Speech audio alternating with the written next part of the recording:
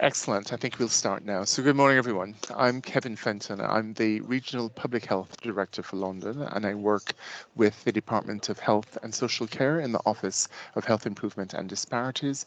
And I'm also the Regional Public Health Director for the NHS in London. So I bridge both organisations. We're delighted to see so many of you here this morning joining us for this really important webinar. And you're coming from all over London and representing so many different constituencies from the NHS, local authorities, education, charity and community organisations.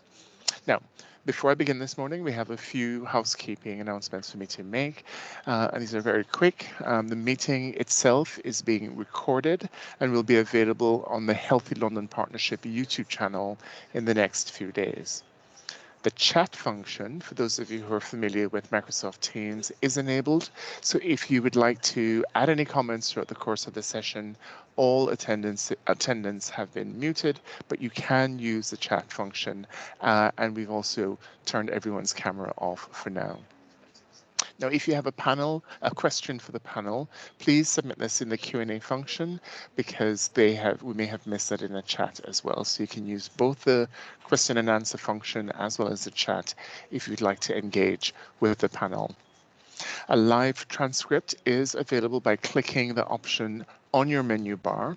And if you have any technical issues during the event, please flag it in the chat and the Good Thinking team will be able to do their best to support you. Now, I think attendees have now had a chance to join, so we're going to jump right in. As you know, we're living in very challenging times, and today Good Thinking have brought together a panel of experts from Thrive London, the NHS North East London ICB, Debt Free London, and Young Gamers and Gamblers Education Trust to really dig deep and explore some of the growing pressures Londoners are facing on their mental health and their well-being. Now, it is impossible to turn on a TV or open a newspaper without hearing about the cost of living crisis and the challenges that it's bringing to so many individuals and families and communities across our city. And we know that the impacts of the crisis are not just felt in terms of our physical health and well-being and our back pockets, but also on our mental health and well-being as well. And this is further compounded as we move through the winter months and temperatures are dropping, when we're likely to see an increase in respiratory conditions, including flu and COVID-19. We have increasing incidence of seasonal affective disorder or SAD, loneliness and isolation, which will add pressures to our community services as well as the NHS. So we're looking forward to hearing from our panelists today on how their work will help us to manage some of the demands on mental health and care services throughout the winter, but also hearing from you on what sort of practical things are being put in place and what do you think we could do more of in Londoners to support our system. Now, today we're going to hear about a fantastic range of support available for Londoners and discuss ways in which we can work together to pool our insights, to share our resources, and to highlight where our work intersects and how we can signpost Londoners to our services and how do we collaborate to ensure we have more holistic provision for London. Good Thinking is hosting today's panel discussion, and as many of you know, this week Good Thinking relaunched their website. It's new and improved and is much more accessible, and I think will really enable partners as well as Londoners to access the sort of mental health support and advice that they need. So before I introduce the panel, it gives me great pleasure to hand over to my colleague Imran Choudhury, who's Director of Public Health in the London Borough of Sutton and SRO for Good Thinking. And Imran's going to talk us through both this digital mental health and wellbeing services, which is Good Thinking, which is available 24/7 and completely free to Londoners. So with that, Imran, over to you. Morning, everyone, and thank you, Kevin, for that very generous introduction. I just want to quickly take us through, colleagues, some of the resources and that are available for all Londoners to use on Good Thinking, and hopefully that will set up a good platform for our panelists to have a discussion later on. So next slide, please, Samira. Okay, so Good Thinking is an NHS-approved free digital mental wellbeing service for people working in London. It's something that's available 365 days a year, 24/7, and we're really thinking about how we provide a really personalised range of advice and support to help Londoners look after themselves and self-care and self-manage some of those really common issues around mental well-being, particularly issues like sleeplessness, anxiety, stress, and low mood. And we're actually celebrating our 5th year, our 5th anniversary. And so far to date, we've helped over 690,000 people. So we have good traffic onto the website. But we're really proud of the fact that the team worked really hard to ensure that the overall service is something that's created by Londoners for Londoners, and we want to really build on that in the future, making sure that we're working with professionals, but also communities, organisations and charities throughout London to make this something tailored and bespoke and useful for Londoners. Next slide. Okay, so Kevin mentioned that we spent a lot of time thinking about how we make this really accessible and useful, and we've done a lot of work refreshing the website. And if you haven't been on Good Thinking recently, I do really recommend that you go onto the website, because actually the team have done some fantastic work in terms of how the site looks and feels. So if you go on there now, you will see a really helpful latest advice sections, which make the site very contemporary, particularly as things like the cost of living crisis evolve, and you'll see lots of articles and guest blogs on that section, which hopefully will do a lot to draw people in. This is probably something I don't appreciate as much, but a lot of work and thinking has been done around the look of the site in terms of the color palettes, the branding, the design.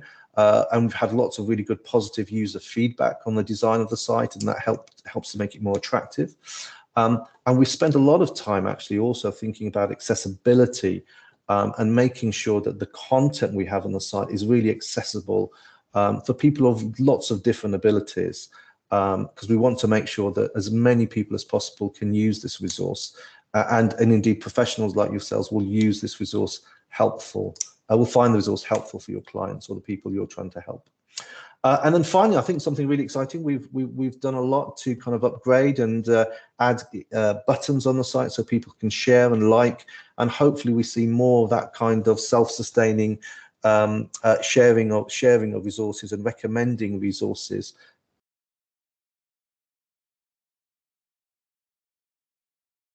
It's more propagated across London. Okay, next slide. So this slide just kind of shows you those 4 key areas I mentioned that the website focuses on, and it shows you the range of resources that are out there. And again, it's really important that there's a choice there for people, and that can range all the way from, say, a clinically validated self-assessment, a workbook, which some people might just want to print out and take away and work on themselves at home, all to the kind of all the way through to things like podcasts, NHS apps, and how to guide. So there's a good choice of resource for people to use, and hopefully that provides something for most Londoners in terms of the kinds of resources that they would like to use. Next slide. Okay, and then so when you're using the resource, I guess, whether you might be a therapist or a social prescriber or someone from the community and voluntary sector, we really wanted to think about how you can help the people you're trying to support, get access to advice really quickly. And essentially, we streamlined this by having kind of 3 ways into the website. The first is that someone can go to the website and just kind of search for whatever mental health concern they might have, whether that's, say, low mood. They can look for resources by audience. So if they're a young person, if they are from a BAME group or a faith community, and also they can look for a type of resource that they're particularly interested in, whether that's something like an app or a podcast, for example. So that makes it easier, we hope, for people to get access to what they need quickly. Next slide. And this slide is just to show colleagues really the kind of range of free apps that we have there on the site. It's completely free, no charge to this at all. A range of apps for both adults and young people, which really address issues around stress, around anxiety, and sleeplessness as well. And this in particular, we're keen to kind of boost the use of these resources and get feedback from colleagues and Londoners what they think is useful, and we're staying open to kind of changing the apps as we get more feedback on what's most useful for Londoners going forward. Okay, next slide.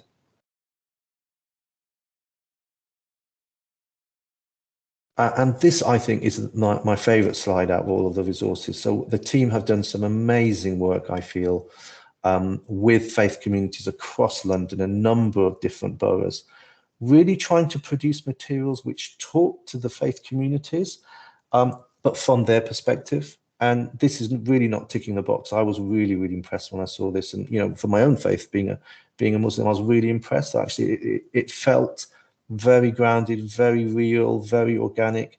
And I think it really, really talks to people in a language they understand. And we've had some incredible positive feedback from the number of faith groups, actually, in terms of this material really resonates with them. And actually, in a recent survey as well, we had some very, very good statistical data, which showed that actually people from BAME groups were just as likely as any other part of the population of London to use the website. And I think this is a good reason for that. And we hope to build on this actually in the future going forward. So we continue to really kind of design stuff with our communities in London to make our resources really applicable and bespoke for our local communities. Okay, so next slide. I think we're almost coming to the end. So just before we hand over to the panel then, I think just building on what Kevin said earlier on, we'd be really, really keen to encourage you clearly to use the website, and particularly to as the crucial link in the chain really to help the clients that you support as leaders across London and direct them to resources like Good Thinking.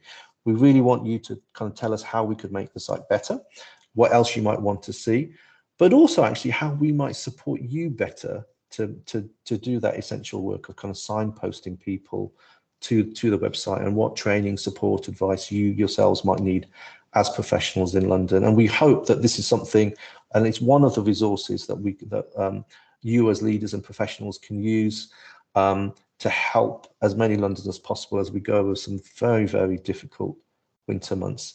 I think the next slide is our contact details there. So if you want to contact us, you can do that via the email that's there on the slide. But I hope you really enjoyed the discussion today. Hope that's given you a little bit of an insight into what Good Thinking is and what it can do, and hopefully starts your thinking around, you know, how you might use it this winter.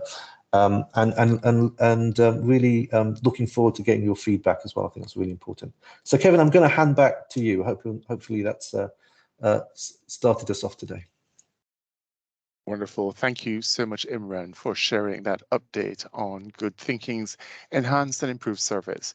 I have to say, I have, like you, I'm one of my favorite spots is the faith portion of the website, and just looking at how we're beginning to develop really culturally competent and culturally relevant and faith relevant resources as well. And my favorite bit of the entire website is the sleep section, because I know, like many of us, as we get older, our sleep tends to take a hit. So I've been using that for quite a while now. So, colleagues, it's time to move on now to the panel discussion. And I'm really pleased to introduce our panel for today. We have joining us 4 colleagues: Matt Dronfield, who is the Managing Director of Debt Free London; Dr. Imrana Siddiqui, who is a GP and mental health clinical lead in Northeast London ICB; Priscila Hernandez, who is the project officer at Thrive London; and Clelland, who is Director of Insights at YGAM. We'll open the discussion by inviting each panelist to give us their perspective on the issues that Londoners are currently facing, What are some of the pressure points on mental health and what they're seeing in terms of demand for support, their concerns, and what support they may be able to offer at that moment. To start off, though, we've asked all of them to give a brief 3-minute elevator pitch to introduce themselves and their organizations. And then as the panel discussion proceeds, we're going to invite you all to submit your questions or to reflect on what you're hearing from panel members. So we'll start with Matt from Debt Free London. Matt, welcome.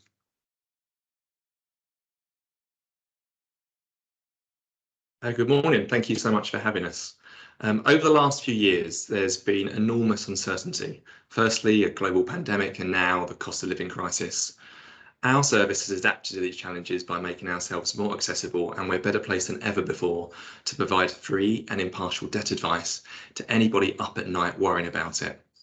The current economic environment, framed by ever-increasing inflation and the crippling cost of living crisis, our provision has never been more critical or indispensable. This year has been our busiest year ever, with the number of inquiries coming through to our service up by over 300% compared to the same time last year. Inevitably, this financial hardship is now affecting families that have never previously been affected by debt at all. Today, we are launching our report, so it's great timing to join this webinar, Breaking Point, which shows the real world stories and experiences from our frontline team across London and customer feedback to paint a vivid picture on our day-to-day impact. Now, over the last year on debt types, we've seen utility debts, your water, your gas, electricity, double in frequency. And so far in the last 6 months, we haven't yet seen the energy impact, energy price increases reflected in our data as much as you might have thought. Now, this could be for several reasons. Notably, many of our clients live in housing association or council housing, meaning that they're more likely to use prepayment meters. Now, this effectively will mask a lot of the impacts of this type of debt, as many of them will just self-disconnect by not topping up their meters in advance, a real concern for their health over the winter months. However, we do think it is interesting for the utility that clients can't self-disconnect, being water, is now one of the most frequent debts that we see, on par with credit card debt at 32%. So just a third of all of our clients now have a water bill debt. Our data is also showing that customers now come to us with a record-breaking average number of debts at 3.9 per customer. This compares to 2.19 debts pre-pandemic, meaning customers are coming to us with twice as complex cases as they were before, which is also having an impact on our advisors and frontline staff. And for the last 2 years, the frequency of utility bills has also doubled. And as I mentioned, water bills is now a top debt for the first time. With all this being said, we know that from research that our customers feel better about their finances after visiting our service and speaking to an expert advisor. We also know that most of our clients feel more confident and informed about the options available to them to resolve their problem debts. Satisfaction with our service is at an all-time high, as we've just hit over 1,200 Trustpilot reviews, scoring an average of 4.8 stars out of a maximum of 5.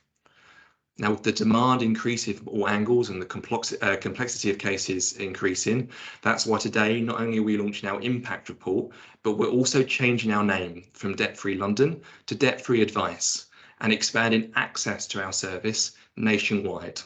In addition to that, we're also permanently extending our opening hours till 8 AM to 8 PM, 7 days a week, recognising the fact that there's a different client base coming through, which are working families that we hadn't seen as many before.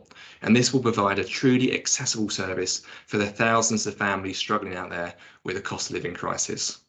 Now, we face significant challenges together, but I know with an ethos of innovation and the amazing team that I'm honoured to lead, we'll meet this challenge head on, delivering a first-class service for Londoners and beyond.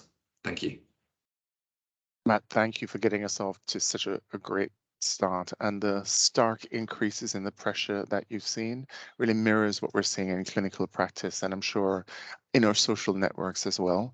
And congrats on the new naming and rebranding and the expansion of the service. It is so needed now. Let us move to Imrana. Imrana, it would be good to hear your perspectives as a GP and as the mental health clinical lead as well.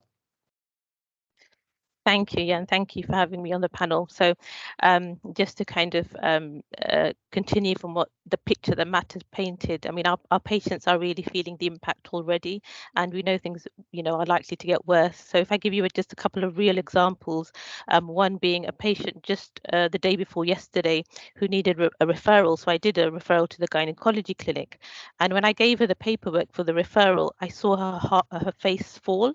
And when I kind of worked through that with her, then her concern was that to actually book the appointment for that clinic, she has to make a phone call, and that phone call is charged at local rate, and it is not a free phone number. So that really kind of shows the kind of difficult challenges that our patients have to face just to make an appointment is such a barrier. Again, another example of a patient who had a fairly simple condition which needed a fairly straightforward treatment course. She came to see me a week later and she hadn't had her treatments. And when I explored further, she said when she went to the pharmacy, then she was asked for £30 because it was 3 medications she needed, and that was just way beyond her means. So really, this just show really the reality of what's happening on the ground. And in terms of kind of what we're doing, so as an organisation, as for example within our practice, we have partnered with a local charity who provides food and actually culturally tailored meals to vulnerable patients within our practice. And also we're very lucky to have social prescribers, and it's many GP practices out there within London will have social prescribers. It's a new role, but really essential to help support those other needs, that social needs of our patients. As well as that, within our local system, there's a lot of work going on. I know we've got colleagues from our wonderful public health team in Newham on the call, and just the work that they're doing in collaborating with charity organisations and to kind of lead a coordinated response. So there are two reflections and kind of 3 themes I just wanted to touch on very quickly. One was that just to bear in mind the hierarchy of need.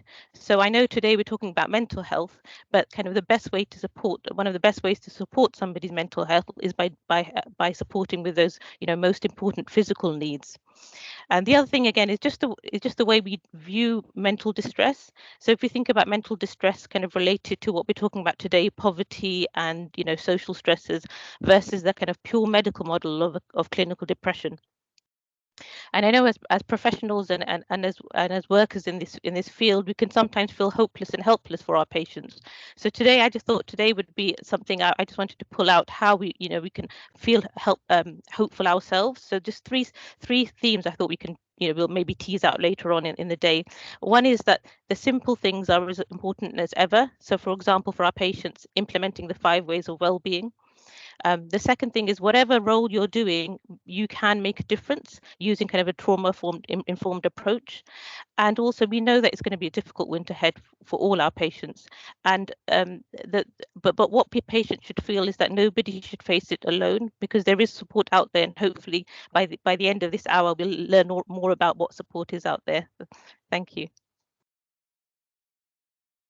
Imrana, I always enjoy hearing you speak because you bring wonderful stories and important stories of patients and the sort of lived experiences that people have. And what you've highlighted is that in primary care and across the system, not only are we concerned about the clinical well-being of our patients, but increasingly through social prescribing, through a focus on those wider determinants of health, we have to now focus on the context within which our patients live and how we work with them and the system to address those contexts as well. Because if we fail to do that, a warm home, a well-paying job, support in their community to tackle loneliness, then we won't get to the core of what's driving some of the mental distress. So thank you so much. Next, we'll hear from Priscila at Thrive London. Priscila, over to you. Hi everyone, it's a pleasure to be with you all here today. I'm just going to start with introducing Thrive London briefly. So Thrive London is a citywide movement, an initiative that was established in 2017, and we were established to improve the mental health and well-being of all Londoners. And I guess our focus is public mental health, so very much in the perspective of the cost of living crisis. We've been trying to understand how these conditions have been impacting people's mental health. And I think, Imrana, you touched on this perfectly in terms of the hierarchy of needs. Of course, with the exacerbation of financial stress, there's a lack of resilience in respect to this. Also, with the lived experience of deprivation that comes with the cost of living crisis, it increases the risk for anxiety, for stress, and all of this contributes to mental health distress, which is having an impact on all Londoners. But of course, it is also impacting Londoners in different respects, depending to where they are in their position and their socioeconomic status. So I guess from the cost of living crisis, we are seeing a continued illumination of how factors relating to society impact and influence our mental health and mental health outcomes. Some of the things that we've been focusing on in Thrive London in respect to the public mental health response to this is trying to coalition build and bring together different sectors to understand how we can create resources and provide support for Londoners and build resilience. So I know that we have a economic and wellbeing forum that runs every, I think, almost 2 months, and it's a multi-sector forum where we bring together different partners across health and social care and third sector organisations to discuss how we can collaborate to build resources and activities that can support the mental health and also suicide prevention of Londoners. We also recently had a Talk Money Week webinar where we explored how to help others and how to discuss financial worries. I think one of the things that we've seen highlighted during this time is, of course, the stigma attached to discussing financial worries and how this can be a barrier, and also how people can access information and services and the barriers related to that and receiving the support that they need. We also, as a programme, have a research function that's been exploring the cost of living crisis in respect to winter and the different groups that we've recognised as being at higher risk. So some of them are families and young people, and we're currently starting a participatory action research project to explore this further with one of our partners, Tony B. Hall. So a lot of our work is still developing in this respect, but we are keen to test engagement and practices across different groups of Londoners to understand what resources would be beneficial for their public mental health during this time. Thank you. Wonderful. Thank you, Priscilla. You know, we're really blessed in the city to have both Good Thinking and Thrive as major citywide initiatives focused on mental health and well-being. And whereas Good Thinking may be in the digital space developing resources for all Londoners, Thrive really has an important role to play in that community activation, community mobilization, really getting under the skin in terms of what are some of the issues that sometimes we tend not to focus on when it comes to really helping to support public mental health. So I'm so pleased that you were able to join us today and to speak about the work of Thrive. Finally, we'll go to Kev from the Young Gamers and Gamblers Education Trust. Kev, over to you. Thank you. Thanks, Kevin, and hi, everybody. So I'm Kev Clelland from the Young Gamers and Gamblers Education Trust. We're a charity also known as YGAM, and we're a UK charity with a social purpose to inform, educate and safeguard children and young people against gaming and gambling harms. Now, when we refer to children and young people, we're looking at from the age of 7 all the way up to the age of 24. Now, we're founded on lived experience of gambling harm, including the lived experience of our founder patron, Anne Evans, who, like myself, is a former primary school teacher. And Anne's son died through suicide in 2010, aged 40, after a prolonged battle with gambling harm, which dated back to his teenage years. And we believe at YGAM that harm prevention education has a crucial role to play, and that education should be targeted at not just young people, but at teachers, at youth workers, staff at universities and colleges, health professionals, and of course parents, if we're to break down that stigma that really surrounds this issue. Our training programmes and resources are all independently evaluated, and they're all offered free of charge to people living and working in the UK. But in terms of our concerns, our main focus obviously is on gambling and gaming harm prevention. And it's crucial to point out that gambling harms can affect anyone at any time, regardless of their background, their race or their character. But a recent gambling participation and prevalence survey from the Gambling Commission, the industry regulator, found that the 16 to 24 age group was significantly more at risk of harm than older groups. Now, the Commission also released its Young People and Gambling report last week, which is a survey of over 2,511 16-year-olds at schools in England, Scotland and Wales.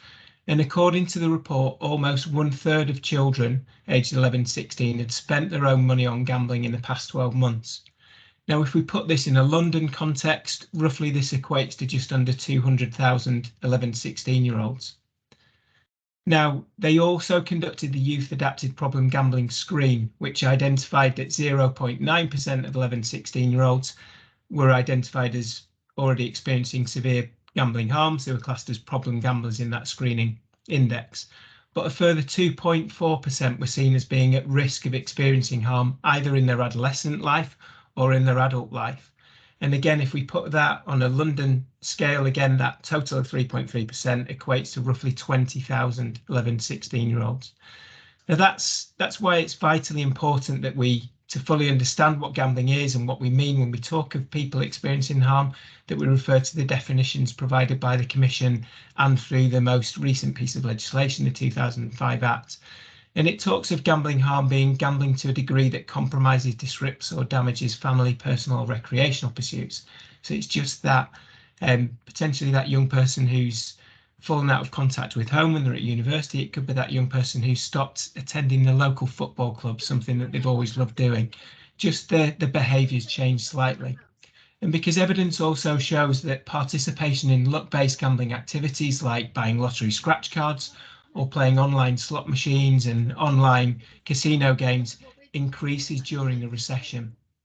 And these are some of the more harmful forms of gambling due to the ease of access and the speed of play that's in there as well. Thank you. Kevin, back to you. Thank you so much. I am so pleased that you're joining us today, because one of the things we're concerned about as we go through the cost of living crisis is that all addictions and addictive behaviors tend to take a turn for the worse. So whether it's alcohol or smoking, whether it is addictive sexual risk behaviors, whether it is gambling, we have to be mindful that these things increase because people are finding ways of coping. But what I think you're also saying to us is, don't think of this only as an adult risk, that our young children are also more likely to indulge in more addictive behaviors as they try to cope as well. So really fabulous to hear about the work that the YGAM is doing, and I'm looking forward to the questions today. So, colleagues, that's our panel. I'm sure you'll agree it's a diverse panel. We're tackling this issue of mental ill health, well-being, stresses as we go through the winter and the cost of living crisis through different angles. I know the chat is now beginning to buzz with activities, so I'm going to ask you to put your questions in. We will be tracking those and asking questions to our panelists, and then I'll be asking a few questions as well. So just to get things started, because we'll have about 15 minutes now for questions and discussions. One of the things that I'm concerned about, panelists, is how do we meet the needs of all Londoners, including marginalised groups? Because from a public health perspective, people who are the worried well, people who know how to access and navigate systems, are generally the ones that are able to get access to these services. What are you doing to identify people who may be hard to reach, hard to engage, or marginalized? So I'll go in reverse order this time. And Kev, I'll start with you. Quick reflections, and then we'll hear from Priscila, Imrana, and Matt. Kev. Well, thank you. Thanks, Kevin. And it's a really important question. As I mentioned during my sort of introduction, gambling harm can affect anyone at any time, regardless of their background. But there is research out there that shows that young people from Black, Asian and minority ethnic groups are less likely to gamble, but those who do gamble are more likely to experience harm. and the more severe levels of harm as well. And there's a whole range of factors. I'll share lots of the reports that are out there following today's session, but it's due to that stigma and shame particularly, but also it's due to that lack of understanding and awareness of where the help and support services that are out there actually are. In terms of the work that we do, we run a pioneering education programme in London and the home counties alongside another organisation called the Gambling Education Network. This prevention programme offers free workshops to young people from ethnic minority populations aged 14 to 24, as well as training that's assured by city and guilds to community and faith leaders.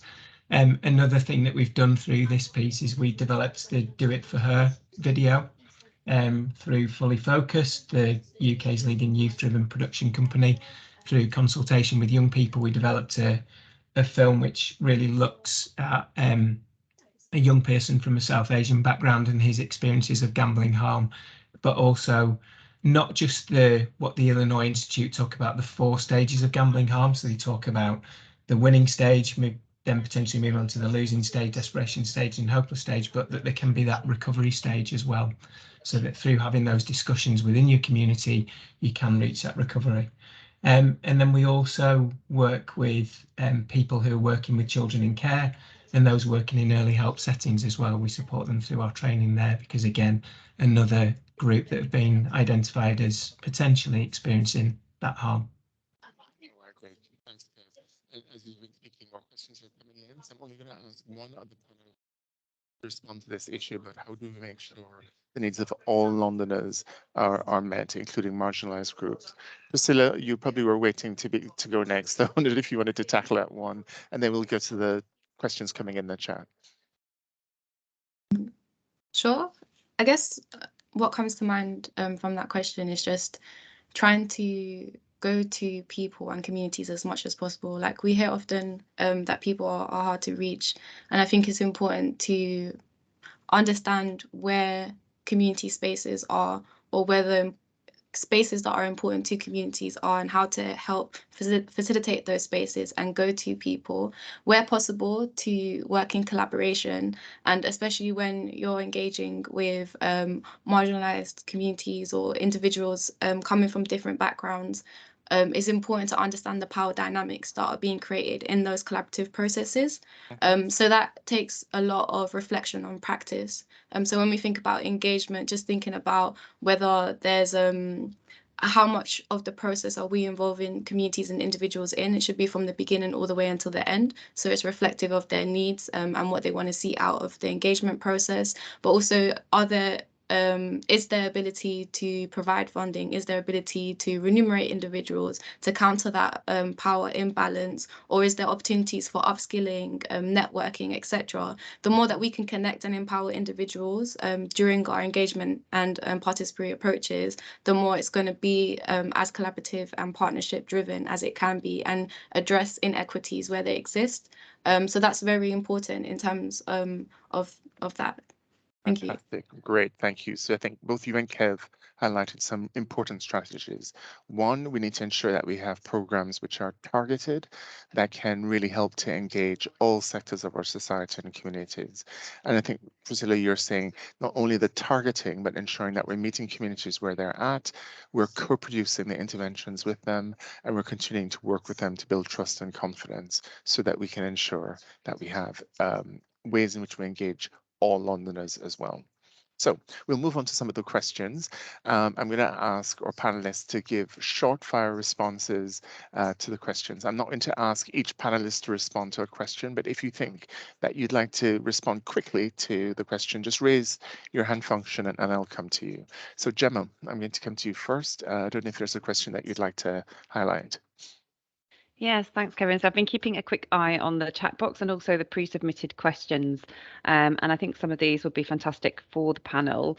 So the first is one that was pre-submitted, and this is about what are the best resources to signpost patients to when they're waiting for mental health services, and also to use between sessions. So I'm wondering, Imrana, for you really, you know, how you deal with that, because obviously there's a lot of demand for mental health services at the moment. Thanks, Gemma. Yeah, so a really good question, and it's something that I deal with every day. I do refer patients to our mental health services, although our IAPT services has got a very quick response time.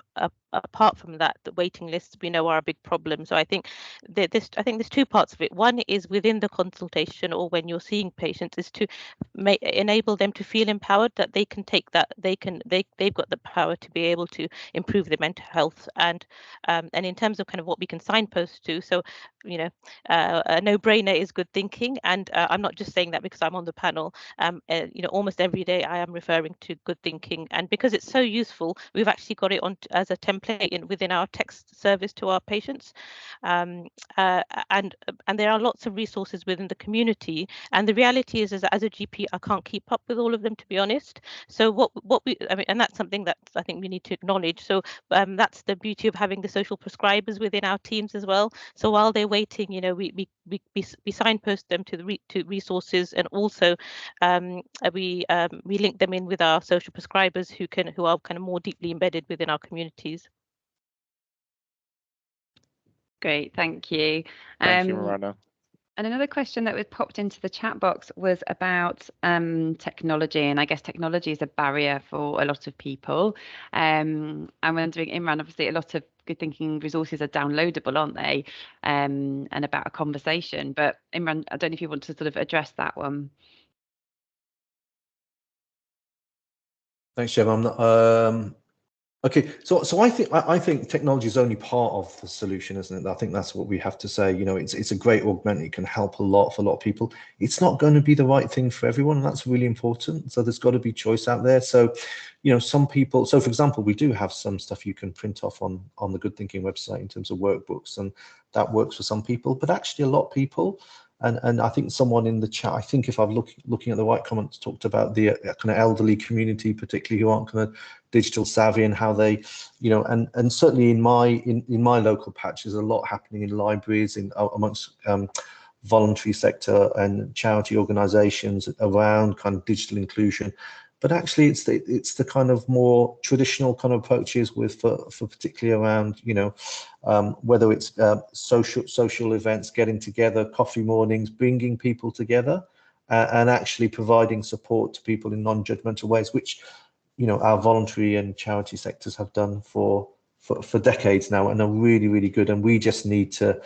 I'm sure in every borough across London, everyone's thinking about how do we bring all of our partners together to maximise those opportunities, so we can signpost where to the most appropriate offer for each individual. So digital is only a part of the overall offer. That's the important message, I think. Yeah, absolutely. I know I've downloaded some of the workbooks from Good Thinking and taken someone through them as a way to kind of help them explore how they're feeling about trauma or any of the other issues that we support on that site. So there are ways to do that. Gemma, see, yeah. Matt has his hand up, and I wondered if we should Matt. bring him in as well, just on this topic. Yeah. Thank you, Kevin. Thank you, Gemma. Just on technology, so predominantly Debt-Free Advice is a face-to-face advice service across London. And for 16 years, we've had 30 advice centres across the capital.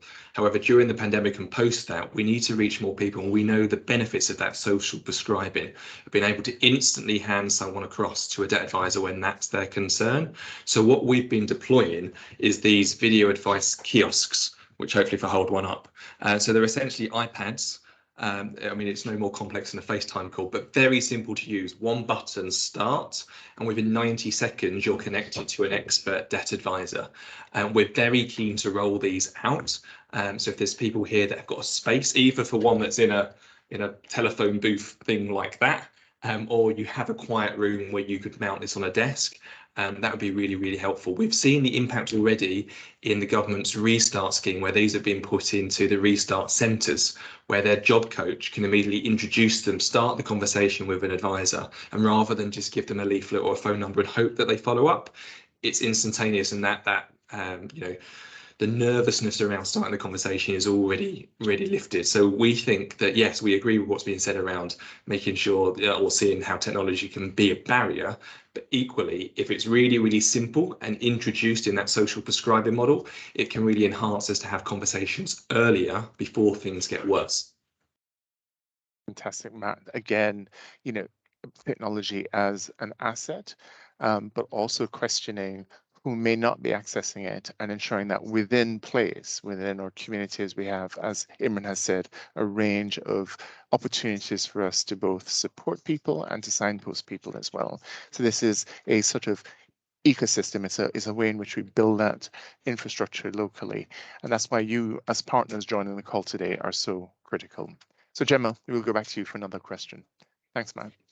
So the next question, there's been quite a lot in the chat box around families specifically, and one particularly focused on single parent families from the Gingerbread Charity, which I had a quick Google about. Looks amazing, by the way. So I guess kind of the question really there is sort of like what particular focus are we putting on families and probably on children and young people as well, given somebody mentioned a risk of a potential rise in self-harm.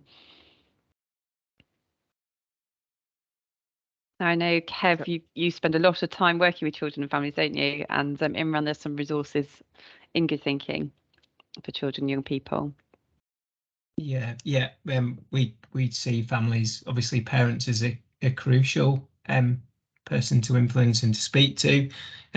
We have our own website, the Parent Hub, which provides parents with information around gaming and gambling, but it's also got sort of useful resources to demystify that world of gaming. But then on the gambling side, it's got the real key bits about how to signpost people who may be experiencing harm, how to help them get help and support.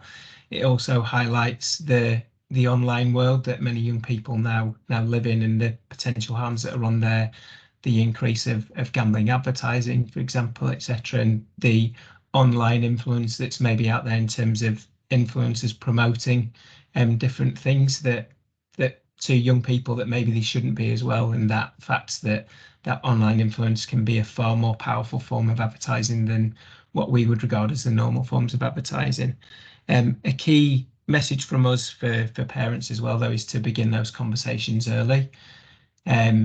Through having those conversations, we can hopefully help people avoid that harm, making them aware of how to spot the signs of harm as well. And again, moving that conversation, moving it away beyond just looking at financial harm, particularly in gambling harm, and looking at the impact it has on the whole individual as well. Sure. Great, thanks, Kev. And I'll bring Imran in now. Thanks, Kevin. And again, this is really similar, I think, almost in a way to the last question. So it's definitely on Good Thinking. There's some lots of resources for young people.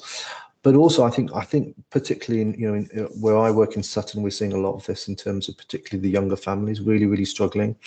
And again, it's about that partnership approach and how we design our services as well. So yes, the digital, but also there's a lot of work in a lot of boroughs around family hubs. So creating kind of one-stop shops, which are really accessible for young families because they're really tailored for them.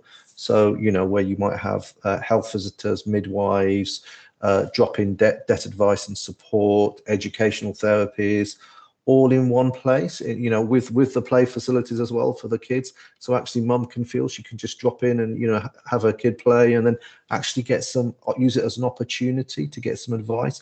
Very little stigma, and it works really well. And, through approaches like that, we've seen, real increases in access to universal services from young families and where I work. And I'm sure lots of those are doing the same. I think if anyone out there is really worried about that, I'd really advise them. I think your local council website would be a great place to start in trying to understand, where to go to and helping you to signpost to some support and advice. Thanks, Imran. And Priscilla, did you want to come in on Thrive London's work in this space? Yeah.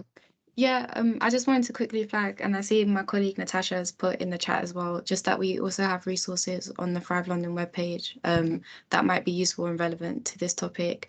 We also have evidence briefings that we develop, and we've developed one in respect to the cost of living crisis. So as we continue to gather insights in respect to this, we'll continue to update that on our website. So if that's helpful to anyone, then yeah, just keep your eye on that as well. Thank you. Wonderful, thank you. Gemma, we probably have time for one final question, maybe? Yeah, let's try and fit it in. So there was a question actually, and something Priscilla mentioned in her intro was around the stigma of poverty. And one of the questions that came in was about how do we make communities more robust to support people with their mental health? And we've talked about that a little bit already, but that kind of links to that stigma barrier, doesn't it? And I wondered whether it's worth the panel just commenting on, you know, perhaps the first step in supporting people is overcoming that poverty stigma. Yeah.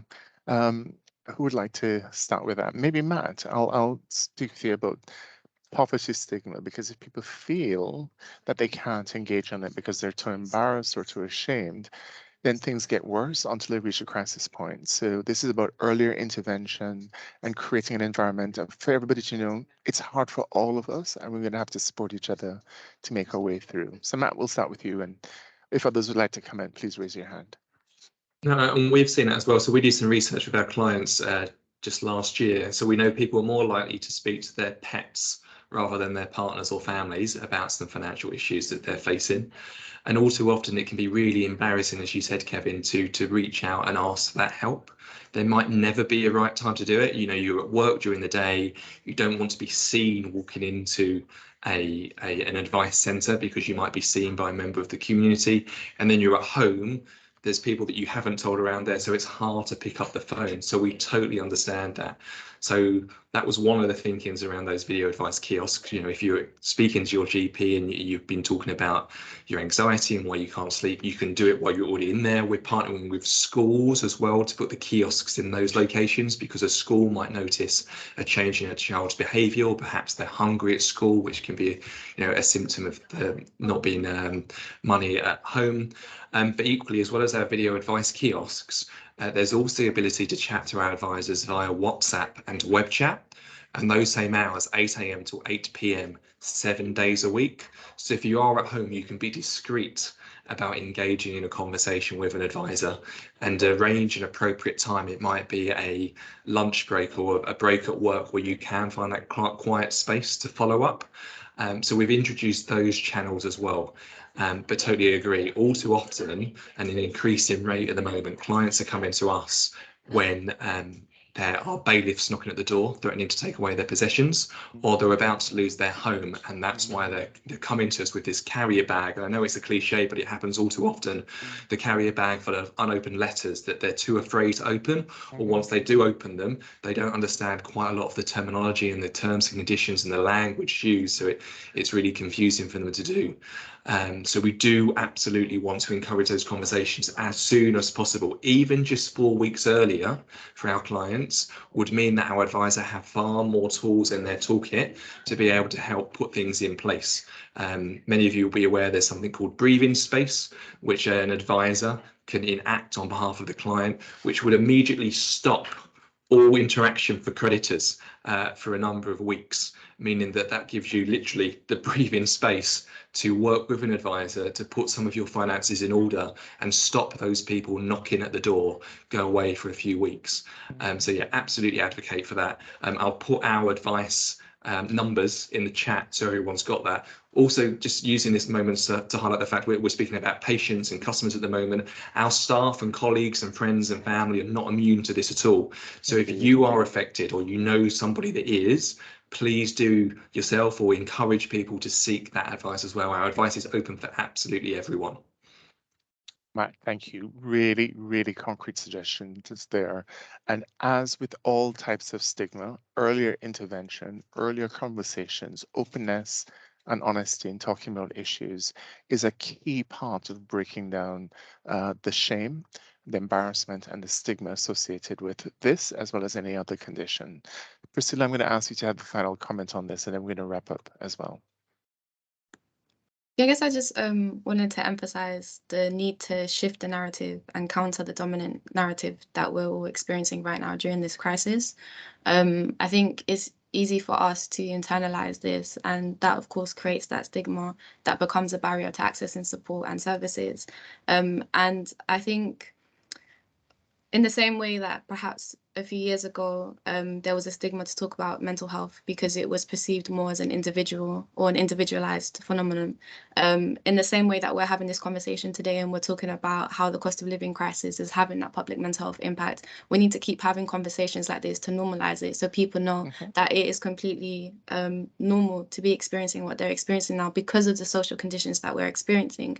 And I think in that respect, we need to continue changing and shifting that narrative to help people open up and receive support. Thank you. Brilliant point on which to end, Priscilla. I have a problem with the term crisis as well, because it suggests that it's going to be a short-term event that hopefully goes away if we're able to manage it. But from what all of you had said, we're moving into a new normal where multiple challenges that we're all going to have to face with, whether economic, whether cost of living, dealing with the effects of the pandemic, will mean that we're going to be increasingly having to get the tools to deal with our physical or mental and our economic health and well-being. And so I think we should think of the discussion here today, not just for here until spring next year, but in terms of how we lay a great foundation for the city.